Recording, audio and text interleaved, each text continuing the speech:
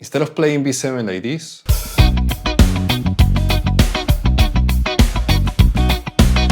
try this.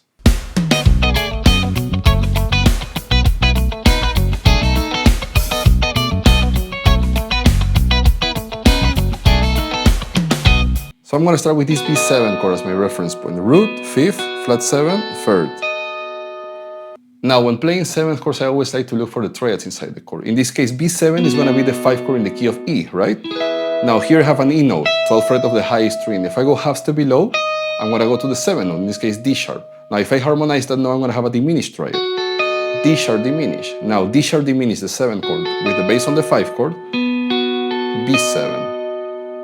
Now, a nice tip to get a more tight and compressed sound without the need of guitar effects is just to use less notes inside the chord. So now for B7, I'm just going to use that flat 7, 10th fret of the B string, and I'm going to go to the major 3rd, 11th fret of the high E string. So instead of having the sound of the whole chord like this, I'm just going to have two notes like this. Then I'm going to go to this chord. Now, this shape doesn't look like a major or minor triad that I know, so I'm going to relate that chord to B.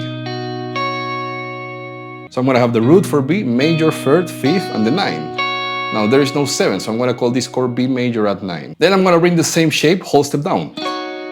And again, this chord shape I don't know is I'm going to relate those notes to B. So I'm going to have the 9, I'm going to have the 11 or 4, and I'm going to have the root.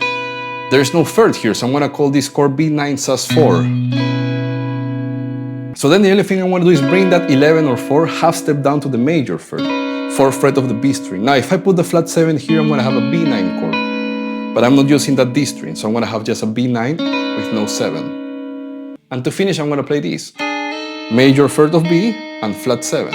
Now that's an interval of a 4. If you remember at the beginning we were doing the same, but we were changing the order of the interval. We got the flat 7 on the bass and the major 3rd on the melody. Now I'm bringing the major 3rd on the bass and the flat 7 on the melody. I'm just coming from a half step below. So if I put all that together, at the end I have this.